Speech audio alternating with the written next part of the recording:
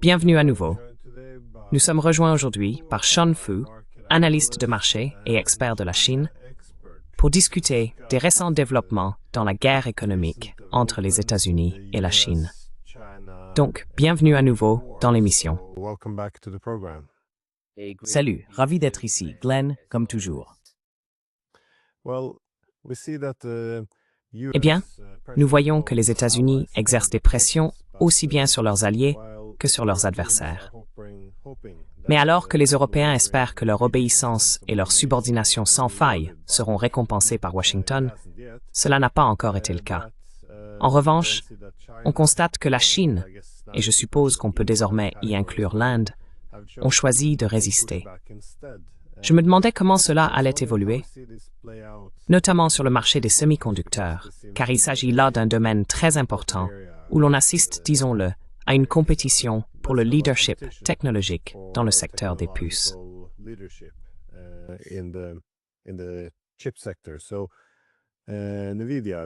Donc, NVIDIA, le principal fabricant américain de puces et entreprise spécialisée dans l'informatique d'IA, a évidemment interdit la vente. Enfin, ils ont été contraints d'interdire la vente de puces informatiques avancées. Mais maintenant, on constate un certain retournement de situation. La Chine pourrait elle-même commencer à fermer ses marchés aux fabricants de puces américains. Je ne sais pas si c'est parce qu'ils ne sont pas des partenaires fiables, ou si cela fait simplement partie de la compétition technologique visant à leur retirer cette part de marché. Que se passe-t-il réellement ici? Parce que c'est un sujet que vous suivez de très près.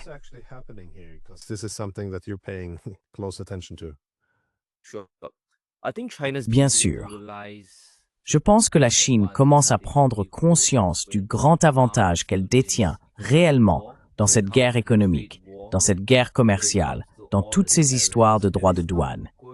Et ce ne sera pas seulement une lutte pour les 3 ou 4 prochaines années. Ce sera une lutte pour les 20 à 30 prochaines années. Il y a une raison pour laquelle NVIDIA, au début, a tant insisté auprès de l'administration Trump, puis de l'administration Biden, pour essayer de vendre des puces à la Chine. Parce que NVIDIA sait, en quelque sorte, à quoi ressemblera l'avenir du monde. En ce qui concerne les biens tangibles, en ce qui concerne la production tangible, le marché des semi-conducteurs en Chine vaut bien plus que les 50 milliards de dollars dont Jensen Huang vient de parler au monde, n'est-ce pas? Ce n'est qu'un chiffre.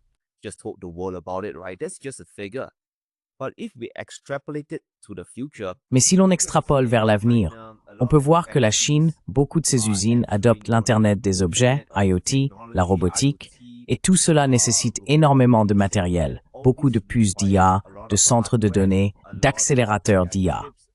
Il est donc logique que NVIDIA fasse tout son possible pour vendre sur ce marché. Et c'est assez incroyable que l'administration Trump n'ait même pas compris les conséquences de cela. C'est pourquoi ils ont commencé à taxer NVIDIA, 15% du chiffre d'affaires provenant de l'argent chinois utilisé pour acheter toutes ces puces. Maintenant, la Chine est intelligente dans le sens où elle se rend compte que c'est un grand avantage qu'elle détient, en plus des terres rares. Elle dispose de ce gigantesque marché de consommateurs où les puces seront utilisées de manière très efficace, très efficiente.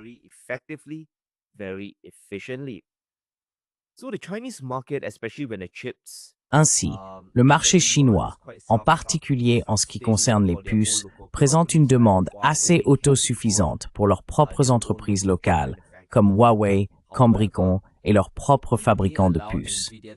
Cependant, s'ils permettent à NVIDIA de pénétrer trop facilement sur le marché, il existe un risque que de nombreuses entreprises locales, dans leur volonté de se surpasser les unes les autres, que ce soit Tencent, que ce soit Alibaba, se tournent en réalité vers les puces occidentales pour bénéficier de cet avantage initial.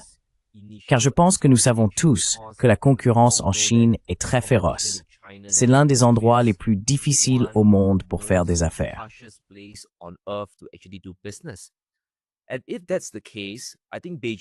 Et si tel est le cas, je pense que Pékin est vraiment inquiet de perdre de l'élan et de voir tout cet argent affluer vers NVIDIA, accélérant ainsi leur progrès dans les semi-conducteurs.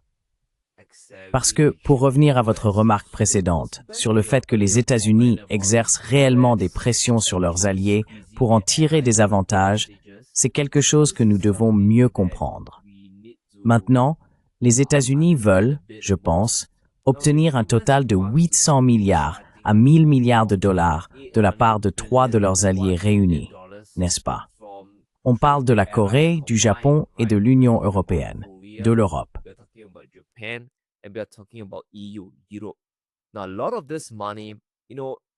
Maintenant, une grande partie de cet argent, vous savez, a été promise, mais n'a pas encore été officiellement mise en œuvre. Mais l'ambition de ce que l'on pourrait appeler ce racket mondial est de canaliser l'argent vers la technologie américaine, la fabrication américaine et de renforcer leur infrastructure de production de puces. Donc, les États-Unis jouent leurs cartes. Ils font pression sur leurs alliés pour rapatrier toutes les capacités de fabrication, en particulier dans le domaine des semi-conducteurs, sur le sol américain. La Chine, de son côté, veut concentrer toutes ses capacités et son accès au marché sur ses propres entreprises locales. Nous assistons donc aujourd'hui à un mur de fer, un rideau de fer, en ce qui concerne le marché mondial des puces d'IA. La Chine, d'un côté, les États-Unis, évidemment, de l'autre.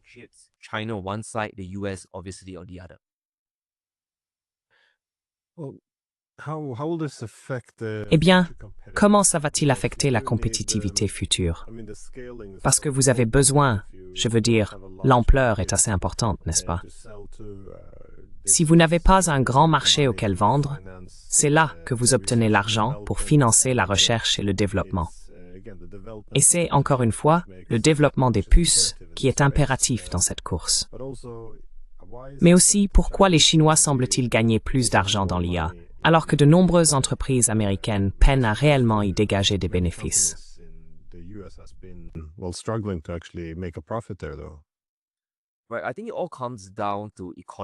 D'accord.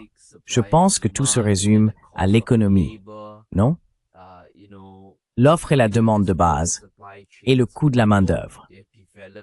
Vous savez, la Chine possède toutes les chaînes d'approvisionnement du monde. Ils les ont développées au cours des 20, 30, 40 dernières années. Et les États-Unis n'ont pas vraiment ces capacités. Maintenant, ce que les États-Unis ont, c'est la capacité, vous savez, d'imposer des droits de douane au monde entier, ce qui revient essentiellement à presser leur propre population pour obtenir de l'argent. Je crois que les recettes des droits de douane se situent entre 70 et 80 milliards de dollars en août, si je ne me trompe pas. Je pense que c'était le chiffre récent donné par Scott Bessent, le secrétaire. Et à cause de cela, je pense que les États-Unis pourront maintenir leur course à la technologie de l'IA jusqu'à un certain point.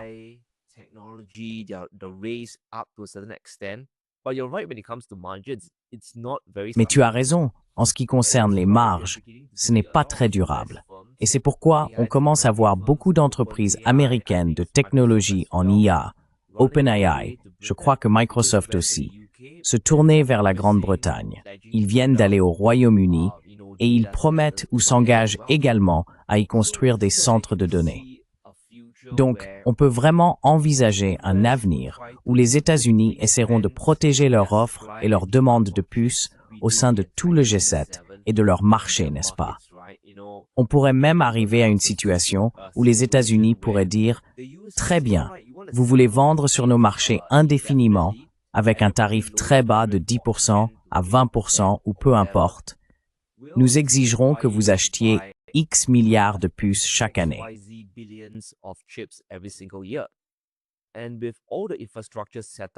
Et avec toute l'infrastructure mise en place par OpenAI et Microsoft, par exemple au Royaume-Uni, ils vont être fortement dépendants des puces américaines, n'est-ce pas? Peu importe si les puces finissent par être produites par Intel ou par Nvidia, ce n'est pas la question.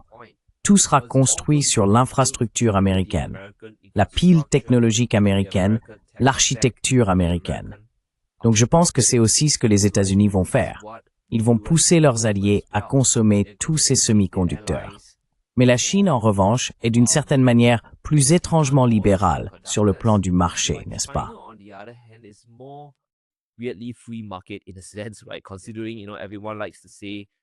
en considérant que, vous savez, tout le monde aime dire que leur économie est très fermée et autosuffisante. Mais tout va se jouer sur l'économie, sur le prix des puces. Quiconque voudra les acheter, les achètera.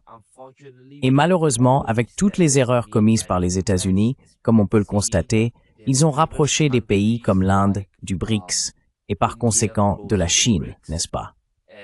Donc, il y a de fortes chances que la demande chinoise pour tous ces semi-conducteurs, toutes ces technologies, soit en augmentation. Elle est pour l'instant latente parce que les puces chinoises n'ont pas encore rattrapé leur retard. Cela pourrait prendre 2 à 5 ans. Mais une fois qu'ils atteindront réellement le point charnière, le point de bascule, alors les vannes des revenus s'ouvriront tout simplement.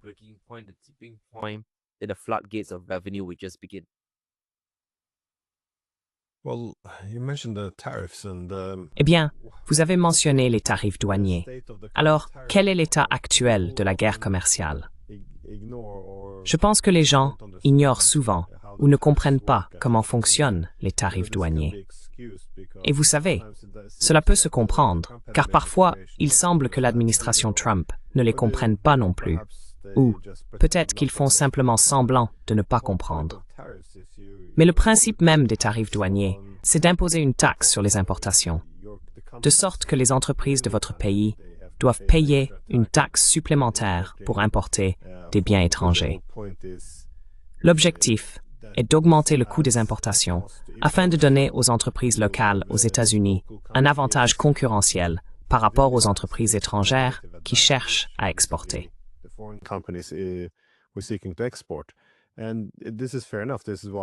Et c'est tout à fait compréhensible.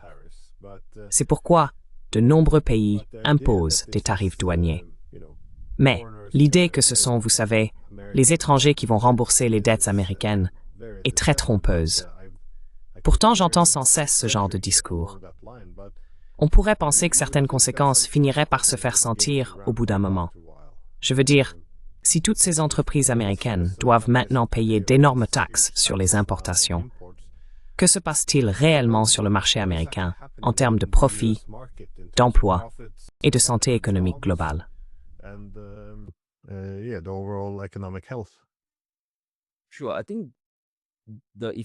Bien sûr, je pense que les effets de la guerre tarifaire se font vraiment sentir sur le marché de l'emploi aux États-Unis. Je veux dire, nous avons eu essentiellement une révision catastrophique qui est tombée au cours des dernières semaines, où il y a environ un mois, je crois. Je pense que les États-Unis ont presque perdu 1 million d'emplois lors de cette révision. Et si l'on regarde toutes les données sur les emplois, on assiste en réalité à une tendance à la baisse. Nous assistons simplement à une tendance à la baisse. Et en ce qui concerne le secteur manufacturier, je crois que pour l'un des mois, je ne suis pas sûr si c'était en juin, juillet ou août, il est même passé en négatif. Donc nous regardons une économie, celle des États-Unis, qui a la capacité de soi-disant emprunter sans fin au reste du monde. Ils pressurent aussi leur propre population pour obtenir de l'argent. Et pourtant, ils perdent des emplois.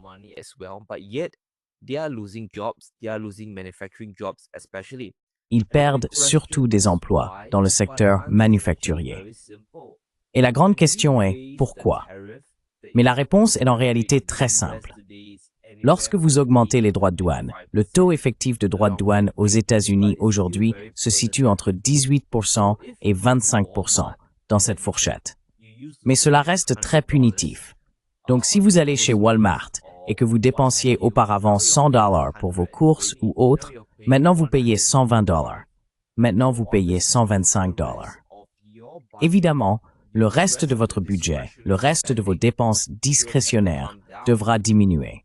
Et il est fort probable que vous n'achetiez pas de nouvelles voitures, pas de nouveaux tracteurs. Même acheter un nouvel ordinateur va devenir difficile. Donc pour beaucoup de ces entreprises, vous savez, le coût de la main-d'œuvre augmente.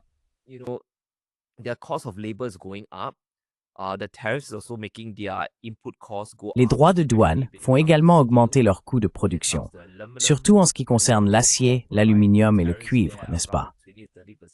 Les droits de douane dans ces secteurs sont d'environ 20 à 30%. Donc leurs coûts augmentent alors que la demande des Américains moyens diminue. On assiste donc à une double pression.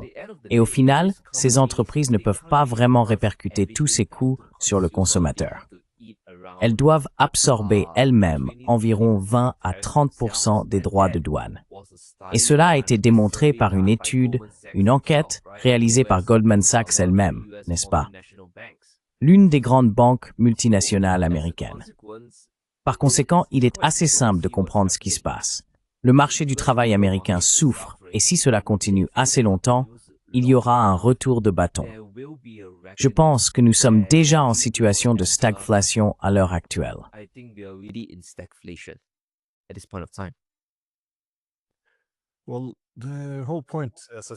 Eh bien, tout l'enjeu, comme je l'ai mentionné avec les droits de douane, est de donner un avantage concurrentiel aux industries nationales. Mais dans les secteurs où les États-Unis n'ont pas vraiment d'industrie nationale à qui conférer cet avantage, comment les États-Unis gèrent-ils la situation? Par exemple, pour les métaux stratégiques, que les États-Unis ne peuvent pas vraiment remplacer, même en imposant des droits de douane de 10 000%. Que font-ils? Font-ils marche arrière sur ces sanctions? Absorbent-ils les droits de douane? Absorbent-ils la douleur? Comment les États-Unis gèrent-ils cela? Parce que s'il y avait des efforts pour remplacer les importations, il leur faudrait sûrement plusieurs années et beaucoup d'investissements pour y parvenir, réellement. Mais même pour réaliser ces investissements, il faudrait une certaine prévisibilité. C'est ce que souhaitent les investisseurs. Et rien n'est prévisible de nos jours. On a l'impression que les droits de douane sont en place aujourd'hui, puis réduits demain. Je veux dire, comment gèrent-ils la situation lorsqu'il n'y a pas d'industrie nationale pour prendre le relais là où ils bloquent ou taxent les importateurs?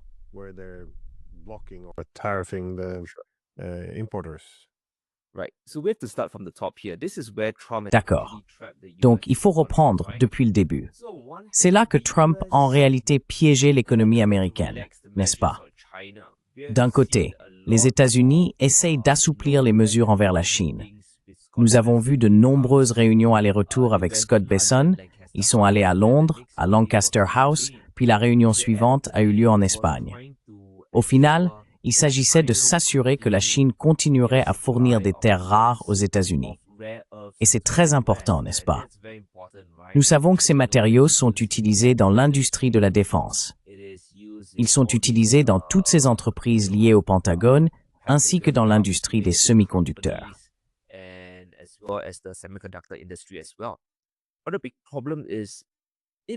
Mais le gros problème, c'est que si les États-Unis veulent vraiment rester autosuffisants à long terme, ils ne peuvent pas continuer ainsi, mais ils sont piégés.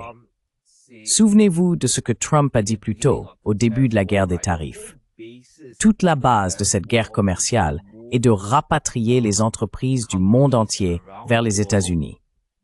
Il a même dit aux entreprises américaines qui fabriquent à l'étranger, comme au Canada et au Mexique, vous devez revenir aux États-Unis où nous allons vous imposer des tarifs jusqu'à l'asphyxie. Et cela s'applique aussi à toutes ces mines de ressources, à toutes ces chaînes d'approvisionnement en terres rares.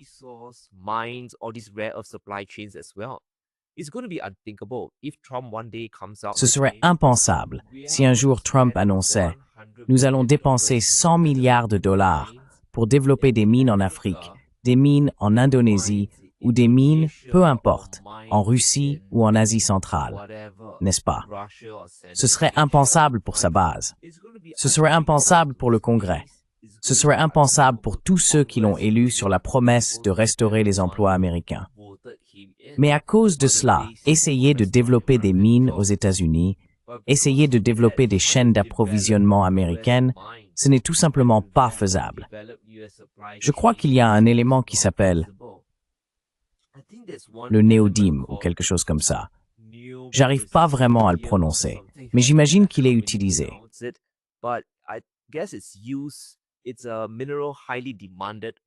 C'est un minéral très demandé par le département de la Défense, le DoD. Ce qui est vraiment intéressant, c'est que le DoD a dit à cette entreprise, et l'a largement subventionné, qu'ils étaient prêts à lui acheter cet élément, cette ressource, à environ 100 à 110 $ le kilogramme ou la livre ou la tonne, je ne me souviens plus exactement de l'unité, mais ils leur ont dit « Nous vous garantissons un certain prix plancher ».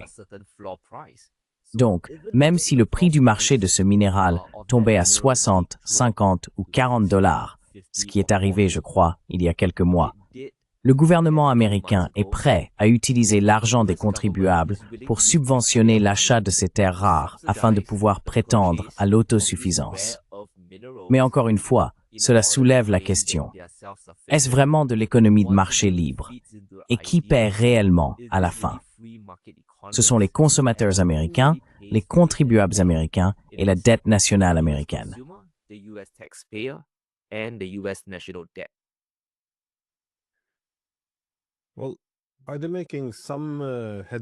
Eh bien, est-ce qu'ils progressent tout de même en obligeant certains pays à déplacer leur production aux États-Unis? Par exemple, des pays comme la Corée du Sud, parce qu'ils imposent, d'une part, tous ces droits de douane massifs, ce qui rend l'exportation vers les États-Unis moins compétitive que l'installation d'entreprises sur le sol américain. Mais en même temps, les États-Unis exercent de fortes pressions sur beaucoup de leurs, en particulier leurs alliés ces derniers temps, comme Taïwan, le Japon, la Corée du Sud. J'imagine qu'en plus de tout cela, il y a les Européens. Mais dans quelle mesure y a-t-il un succès dans ce domaine, si l'on prend par exemple le cas de la Corée?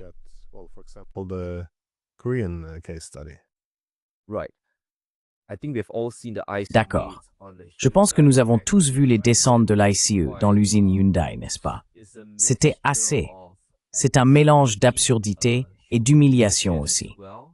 Et vous savez, en ce qui concerne les entreprises qui construisent des choses aux États-Unis, il y a maintenant, si je ne me trompe pas, un retard d'environ 3 mois pour que l'usine de batterie devienne opérationnelle également. Donc, en ce moment, il y a beaucoup d'aspects négatifs à déplacer ces opérations aux États-Unis, n'est-ce pas? Il faut payer des coûts de main-d'œuvre plus élevés, il y a des problèmes de chaîne d'approvisionnement, et maintenant, il y a des descentes potentielles dans vos usines et beaucoup de retard. Donc je pense que les alliés des États-Unis sont vraiment coincés dans une situation très très difficile. Ils savent que Trump, eh bien, il va rester encore 3 ans et demi et qui sait qui sera son successeur.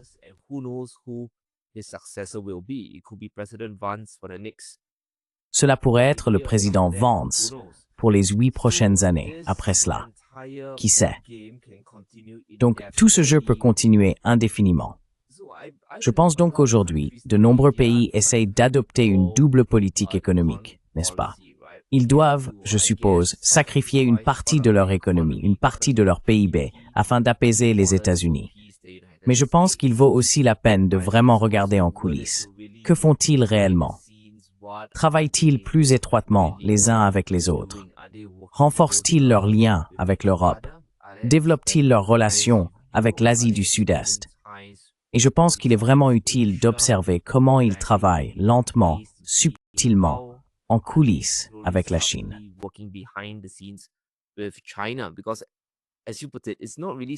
Parce que, comme vous l'avez dit, il n'est pas vraiment viable pour tous ces alliés de tout transférer aux États-Unis, car la politique économique et la politique étrangère y sont extrêmement volatiles. On ne sait pas ce qui va se passer ensuite. On pourrait toujours arriver à un point où les industries du Japon, les industries de la Corée pourraient en fait être vidées de leur substance, tout part aux États-Unis, et comment allez-vous les récupérer ensuite? Et si les États-Unis augmentent d'une manière ou d'une autre leurs impôts sur toutes ces entreprises, c'est alors un pactole pour l'administration en place, mais ce sera une très grande perte pour vous. Et il n'y a rien que vous puissiez faire. Vous avez des dizaines de milliards de dollars bloqués là-bas. Donc je pense que les alliés des États-Unis, en particulier ceux d'Asie, subissent la plus forte pression, le plus grand étau de tous les temps.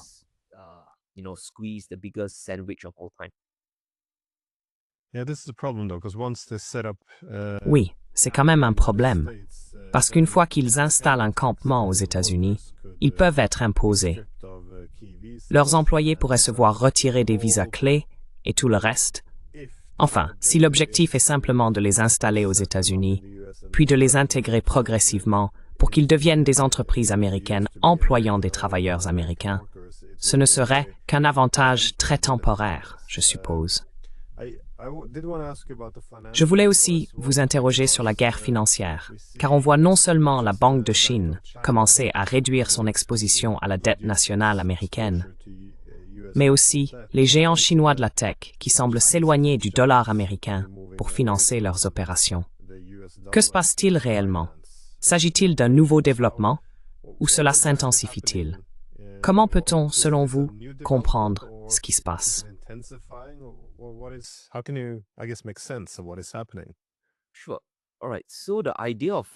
Bien, très bien. Donc, lorsqu'il s'agit de financer votre entreprise dans les économies émergentes, comme la Chine, le Brésil ou d'autres pays, l'ancienne méthode consistait à lever des fonds en dollars américains, pour deux raisons principales en fait. La première, c'est que le dollar reste aujourd'hui la monnaie de réserve. On peut l'utiliser partout dans le monde pour acheter des fournitures dans n'importe quel pays. Mais à cause des récentes décisions de l'administration Trump, notamment en ce qui concerne la guerre des tarifs, nous comprenons tous désormais que le dollar va être déprécié, la force de la monnaie diminue et elle a déjà baissé de 9 à 12% aujourd'hui. Et cela représente une perte de valeur considérable.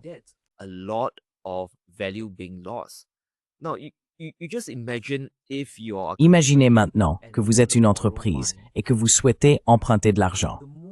La chose la plus importante à garantir, c'est de maintenir vos coûts d'emprunt aussi bas que possible, car vous ne voulez pas payer beaucoup d'intérêts, n'est-ce pas? C'est comme pour un prêt immobilier. Pourquoi paieriez-vous 5% d'intérêt alors que vous pouvez l'obtenir à 2%?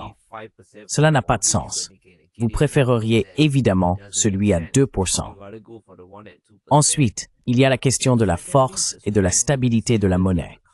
Supposons donc que vous possédiez une entreprise et que vous empruntiez 100 millions de dollars. Est-ce vraiment logique de le faire si, dans les 6 prochains mois ou dans un an, votre pouvoir d'achat chute effectivement à 90 millions de dollars? Non seulement vous payez des intérêts sur la dette, mais en plus, vous vous retrouvez avec une monnaie affaiblie.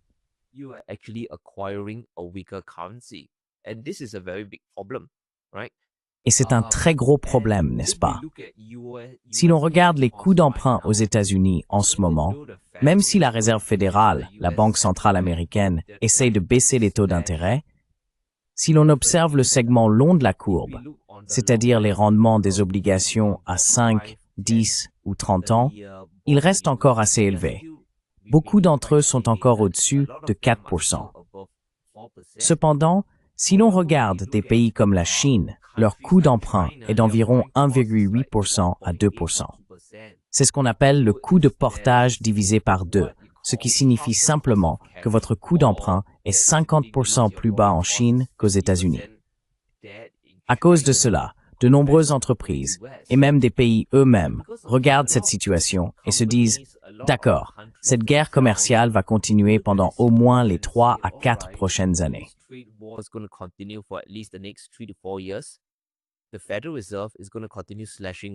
La Réserve fédérale va continuer à baisser les taux. Si l'on regarde ce qui se passe, Trump place également ses hommes de main au sein du Conseil des gouverneurs de la Réserve fédérale, quelqu'un nommé Stephen Moore, qui est vraiment partisan d'une politique de dollar faible. Et on voit tous ces éléments négatifs qui pèsent sur la force du dollar, donc la monnaie est malmenée. D'un autre côté, il y a un dilemme avec les taux d'intérêt.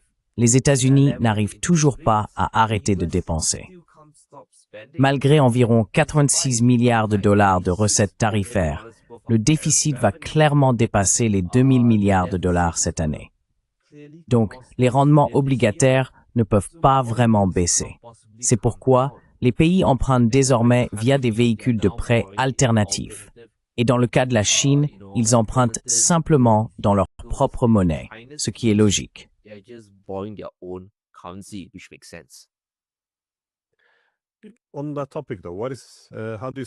Sur ce sujet, cependant, comment voyez-vous la situation, mis à part l'augmentation des déficits futurs des États-Unis? Y a-t-il un effort pour maîtriser la dette? Et qu'est-ce que cela signifie? Les pays se tournent-ils vers l'or, échangent-ils davantage dans leur propre monnaie? Je veux dire, comment la Chine, ainsi que d'autres grandes puissances ou puissances majeures dans le monde, peuvent-elles réagir à cela? Parce que lorsque la monnaie de réserve mondiale, le dollar américain, décline de cette manière, en termes de fiabilité, qu'elle est instrumentalisée, surendettée, rien n'indique que cela puisse être maîtrisé à nouveau. Et comme vous l'avez dit, les États-Unis, même s'ils perçoivent des droits de douane de la part de leurs importateurs, continuent de dépenser de façon massive. Ce qui explique en partie, je suppose, pourquoi Musk a quitté l'équipe.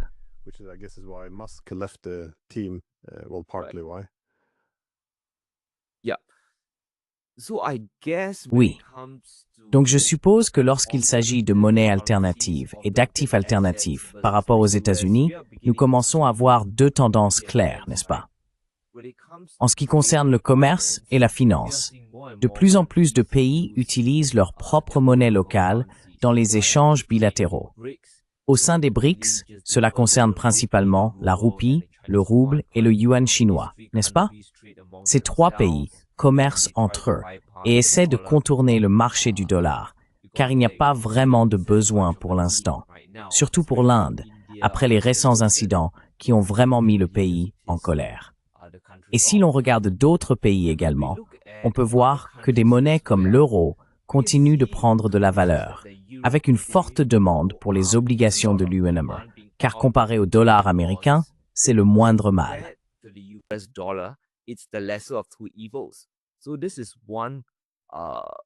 C'est donc ainsi que les pays commencent réellement à fonctionner dans le commerce bilatéral aujourd'hui.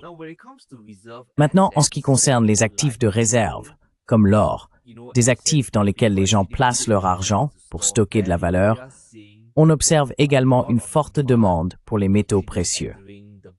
Si je ne me trompe pas, il y a seulement 2 jours, ou peut-être une semaine, nous avons atteint un nouveau record de 2370 $ l'once d'or, ce qui est sans précédent. Nous avons dépassé le précédent record ajusté à l'inflation. Et cela indique vraiment que le pouvoir d'achat du dollar est en train de décliner à un rythme très accéléré. Parce que vous savez, une once d'or, un lingot d'or, rien ne change vraiment à son sujet, n'est-ce pas? C'est juste un morceau de métal jaune qui est précieux.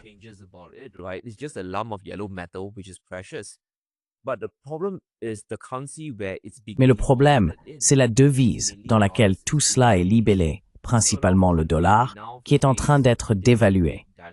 Donc beaucoup de pays se retrouvent aujourd'hui face à un grand dilemme. Ils veulent soit détenir la devise ou les actifs d'un pays dont l'économie est réellement en expansion et où il y a une véritable sécurité, ce qui n'est pas vraiment très stable en ce moment. Vous savez, beaucoup d'argent a afflué vers le marché chinois, par exemple. On voit leurs actions grimper de 30 à 40%, ce qui, à mon avis, est un véritable marché haussier. Mais les choses peuvent vraiment déraper entre Trump et le président Xi, et alors tout pourrait s'effondrer sur les deux marchés en même temps. Donc on voit beaucoup d'argent se diriger vers des actifs alternatifs, n'est-ce pas? Et, vous savez, l'un des rares refuges restants, c'est l'or.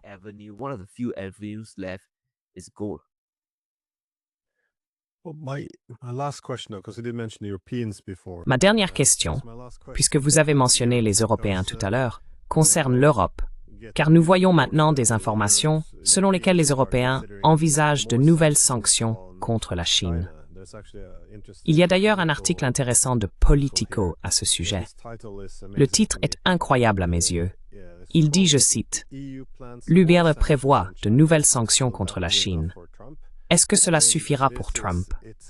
Cela résume toute la situation, car il n'est pas vraiment secret que les Européens semblent conscients qu'imposer des sanctions économiques à la Chine serait une catastrophe. Évidemment, cela pose 2 problèmes principaux. Premièrement, cela réduirait la prospérité des Européens, mais aussi, en rompant les liens avec cette puissance économique, ils deviendraient encore plus dépendants des États-Unis, ce qui est un pari risqué, car il semble qu'ils espèrent ainsi s'attirer les faveurs de Washington et être ensuite récompensés par des accords commerciaux avantageux.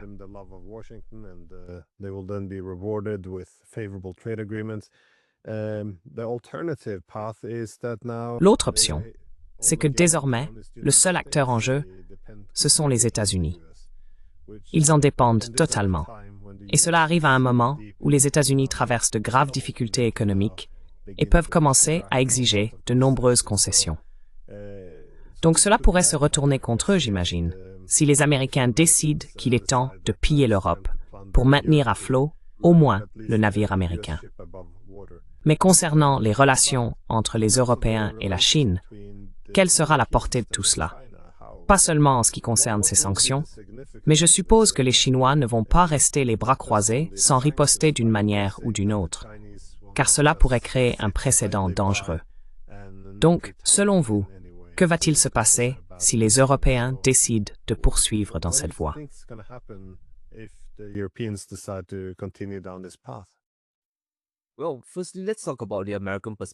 Eh bien, tout d'abord, parlons du point de vue américain, n'est-ce pas? Je pense qu'il s'agit d'un pari très intéressant et plutôt intelligent de la part de Trump pour vraiment vider l'Europe de sa substance une bonne fois pour toutes. S'il existe une meilleure stratégie, un meilleur coup que celui-ci, je ne pense pas en voir d'autres. C'est peut-être l'un des derniers éclairs de génie de cette administration. Essayer de forcer l'Europe à rompre les rangs. La Russie a déjà rompu les rangs avec eux il y a longtemps, et maintenant, ils essayent de faire de même avec la Chine.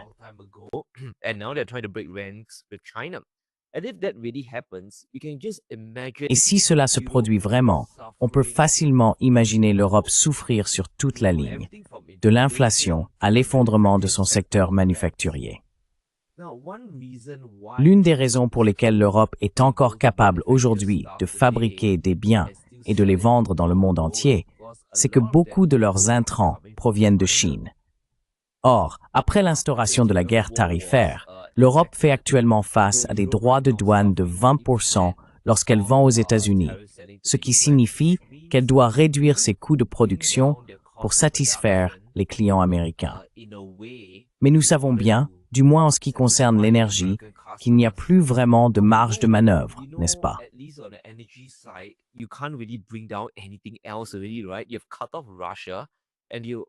Vous avez coupé la Russie et vous vous engagez à acheter 750 milliards de dollars d'énergie américaine coûteuse, ce qui signifie du GNL américain. Donc votre volet énergétique de l'équation est essentiellement compromis. Maintenant, la seule chose que vous pouvez contrôler pour l'instant, ce sont les autres intrants, qu'il s'agisse d'électronique, de terres rares ou même de quelque chose d'aussi simple que les plastiques. Or, vous n'avez plus de mines en Afrique ni dans le reste de l'Asie centrale. Toutes celles-ci sont soit sous contrôle chinois, sous influence chinoise, sous influence russe ou sous l'influence des BRICS. Leur empreinte est partout là-bas. Donc en rompant les liens avec la Chine, l'Europe va perdre tous ses intrants bon marché et elle ne pourra plus non plus acheter de panneaux solaires abordables.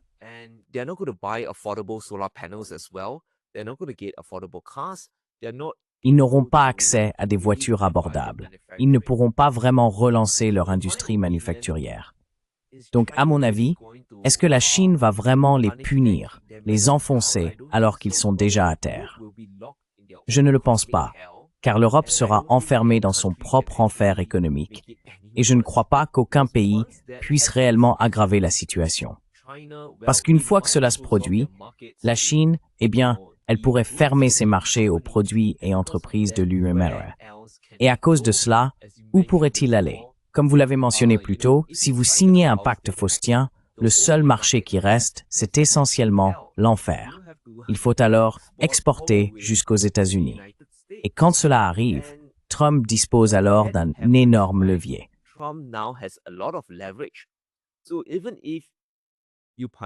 Donc, même si vous punissez la Chine et que Trump promet de ramener le taux de droits de douane à 10%, y a-t-il la moindre garantie au monde que ces droits ne reviendront pas à 20% ou 25%? Parce que si j'étais Trump, je pourrais toujours avancer l'argument que maintenant que l'Europe n'est plus en mesure d'exporter vers d'autres marchés, y compris la Chine ou le reste de l'Asie, parce qu'il leur est soi-disant impossible de le faire de manière compétitive. En tant que Trump, je pourrais toujours dire que l'Europe a désormais une surcapacité et qu'elles inondent les marchés américains. Ils prennent la part de marché local américaine. Il est temps de nous protéger de cette invasion européenne d'exportation et nous devons augmenter les droits de douane à leur encontre. Et c'est un très grand danger que, selon moi, les dirigeants européens, Macron, la Commission, Bruxelles, peu importe, ne prennent pas vraiment en compte à l'heure actuelle.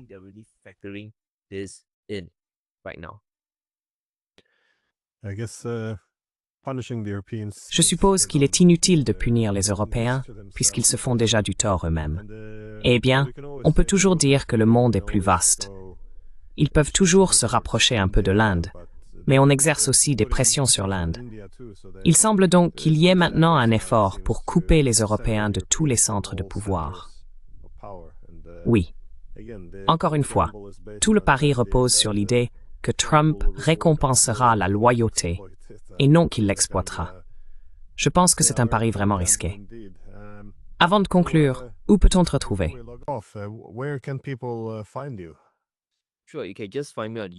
Bien sûr, vous pouvez simplement me trouver sur YouTube. Nous parlons beaucoup d'économie, un peu de géopolitique, d'or, de finance et aussi d'investissement. Il vous suffit d'aller sur YouTube, de taper Sean Fu, S-E-A-N-F-O-O, et vous pourrez me trouver youtube.com, Sean Fu Gold. Oui, d'accord. Excellent. Wow! Merci beaucoup, Sean. C'est toujours fascinant de parler avec vous, alors merci beaucoup. Très bien. Pas de problème. Merci.